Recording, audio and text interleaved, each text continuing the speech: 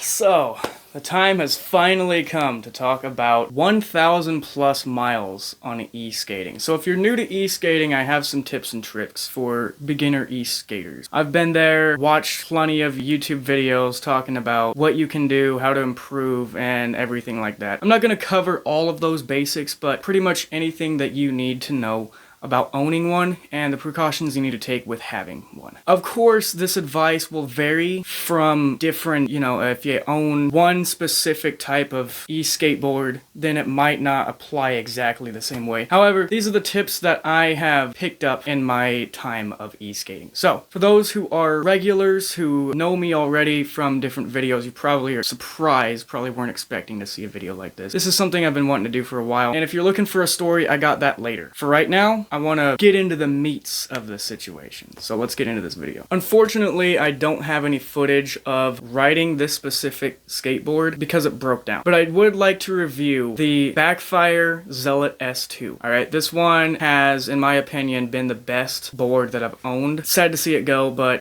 things happen. It was an accident. I'll talk about that later. So, if you own a belt drive, one thing you should know is, I don't know if this always happens, but I got my board shipped and it came with an extra pair of belt drives.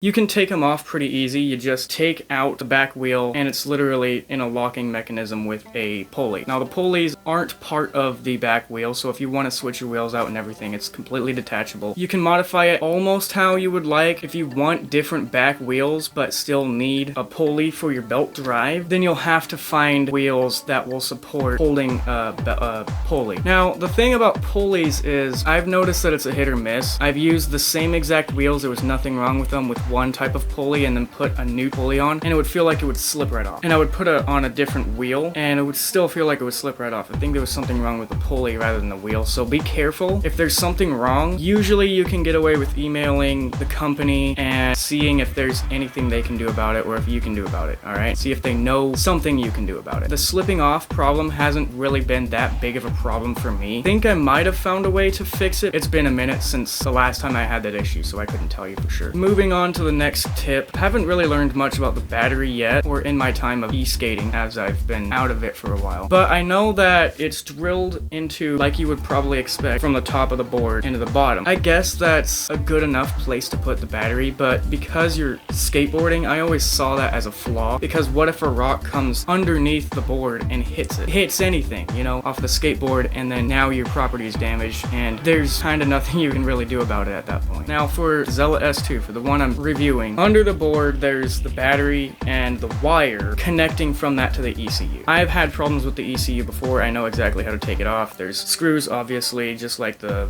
battery situation, from underneath going to the top. Now once you have all the screws taken care of, the rest is easy. The ECU is probably one of the harder ones to actually replace if something does go wrong, because then once you're done with that, you have to also connect from the ECU. What are those things that spin? I don't know, but I should have an image of it somewhere on screen right now. These things you'll have to connect into the ECU. The reason I know all of this is because I've had a couple of issues happen while I was just boarding. Things will probably happen no matter what, but when it comes to electric skating, I feel like it's more common to see issues come up. You never know what kind of roads are going to be not suitable completely for skating. Well, I guess you can have enough experience to get to the point where you can know what to expect, but there's still a lot more risks involved with e-skating, especially if you're going fast. They want you to be on the sidewalk, but between you and me, if I'm hitting 31 miles per hour, I might as well be on the road.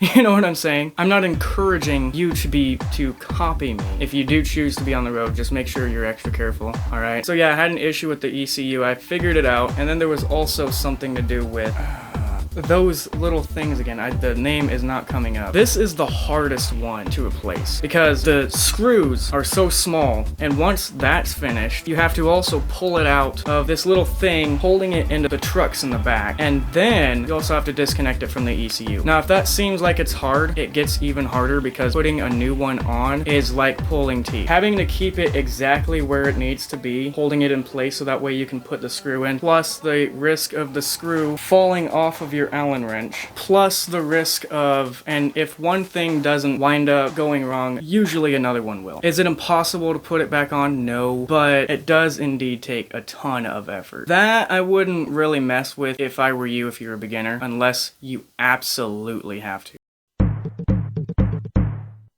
Aside from repairing and modifying, another thing that you should keep in mind is the acceleration/brake. If this hasn't already happened to you yet, it's probably something you don't want to happen, which is accelerating so fast that you fly off the back. You need to know how to stand on the board. Usually I lean forward a little bit to let the motion take me back, but not enough for me to fly off. Be prepared for that motion. You're standing on this thing, so expect some kind of pullback. Now when it comes to braking, I've noticed that if you slam on the brakes too much, it can actually ruin a little part of your board. Not all the way, like immediately, but a little bit at a time. I always brake gently as I can. Give myself enough space between where I'm planning on completely stopping and where I currently am in the moment where I'm trying to brake. I let off the gas, I let the board slow down a little bit instead of just keep on pushing it. That way it can also prepare itself for slowing down either on its own or with brake. And then I start to brake slowly. If I get too close to comfort to the part I'm trying to be fully stopped and I'm not quite there yet to fully stop, I will apply the brakes a little bit harder gradually. It's kind of like driving. Believe it or not, might sound obvious, but it was surprising to me at first that you can't just hit the brakes and call it good. I'm not gonna go over the helmets and elbow pads and all that jazz, but those are the two things that I would like to talk about, not related to repairs. If you get anxious while you're in motion or going a little too fast for your own comfort, it's completely fine. There used to be times where I would feel like I'm gonna fall off, wouldn't feel like I was standing correctly, and I just took the extra time to slow down a little bit and even sometimes come to a complete stop so I can readjust and fix myself. If you have to stop, do not feel ashamed of stopping, okay? Because it would be better to stop and readjust than to fall. It's not like you're trying to impress someone, because at the end of the day, if you're also still trying to impress someone, falling would be the least impressive thing. Last but not least, I feel like I have to say this even if you already could guess it. Do anything you can to be noticed, especially if you're driving at night. I have a jacket that has reflectors on. The Zelot S2 has a light around it. When there's drivers at night, sometimes they're not paying attention. So you need to make sure that they see you in any way you can.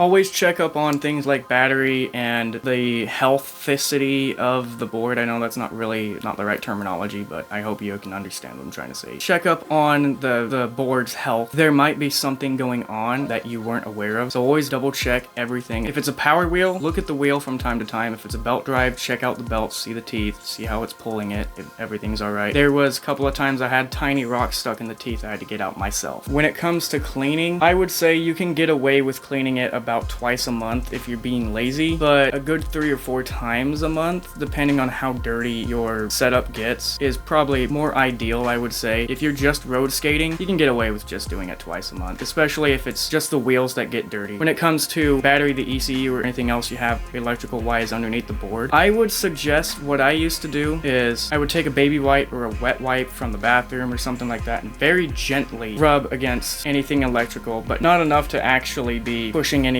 into the electrical equipment. And after that, I would take a paper towel and make extra sure that I have dried it off completely. For the wheels, I get them as wet as I want because then I can just air dry them. If you have a belt drive and pulley like I did, I used to get all of the holes inside of the wheel, especially the pulley part, or the parts where the pulley would go into, because you don't want to just skip out on that step. If you're gonna clean it, you might as well clean everything that needs to be cleaned. That is about all I can think for beginner tips. If any of this advice does in fact help you, then a like would be appreciated. I would recommend more videos for me to watch, but if this was literally all you came to my channel to watch, then everything else is not related to skateboarding. So there is one video I can recommend you, but it has profanity. I don't know what audience this video is going to reach, but I tried to make sure that there was absolutely no profanity into it because I know that there's people who are under the age of 18 who are starting out with skateboarding, longboarding, maybe skates like the rollerblades, you know, any of the trades bikes, perhaps even e-skating. So I'm trying to widen the audience just for the sake of this video, but there's a couple of them actually now that I think about it. There's a short for the other board I showed me spinning the back wheel, the power wheel. That one has a power wheel. I swapped the battery that was from the current board to that board.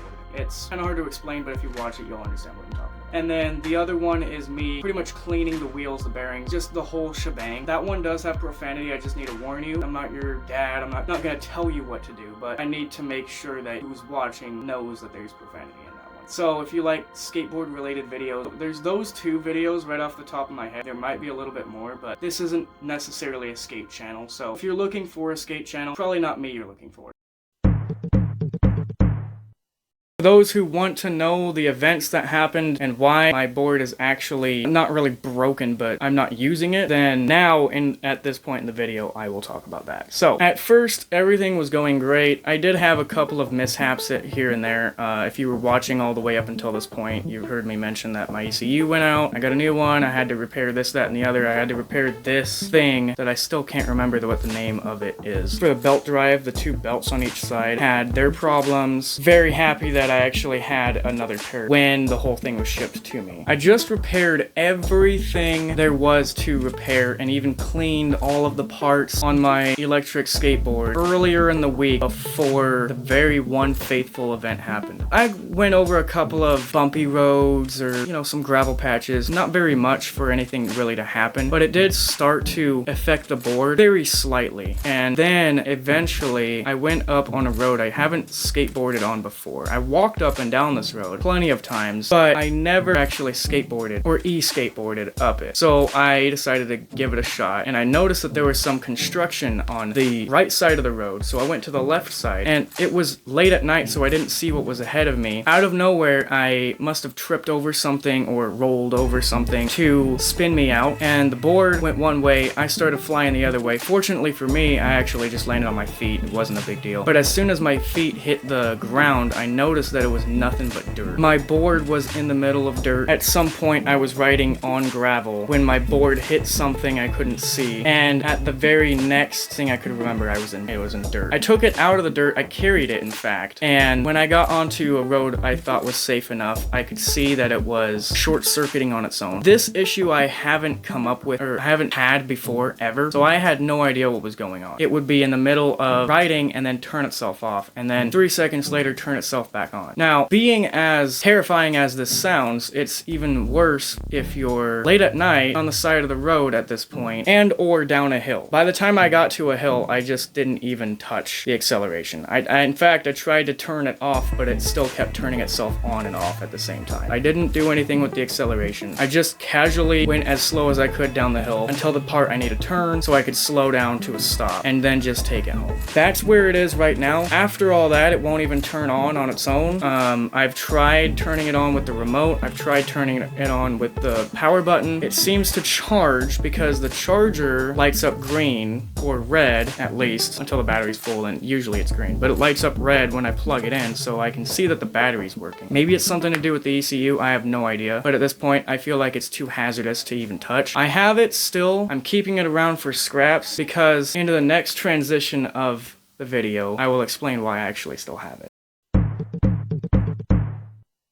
So after this review, would I recommend this board? Yes, but only to experienced e-skaters. If you don't know what you're doing, don't go with this one yet. Go with a cheap board, something that is disposable. You can throw it away, you can junk it, you can make as many mistakes on it as you want to. One that doesn't go that fast, That's actually how I started e-skating, was gradually finding out what was better than the last one. The first one I really loved. In fact, even though it only went up to 15 miles per hour max, I still really enjoyed using it more than a couple of other ones. This was the most expensive investment, and probably the question you're waiting for, would I buy it again myself? Absolutely. This was by far the funnest board, the fastest mode of transport I've had. The thrill of it was irreplaceable. the day were to come where I do have another S2, I will most definitely learn from the mistakes I've made from having the first one. Now, I've made mistakes on previous boards, as you probably guessed, but none of them were as serious if I were to make something on that board than when I made mistakes on the S2. It's not that it's delicate, and I guess it is in a way. It's actually because of the amount of extra that comes into this board rather than just having some cheap charge it up, press go, and you're going 7 miles an hour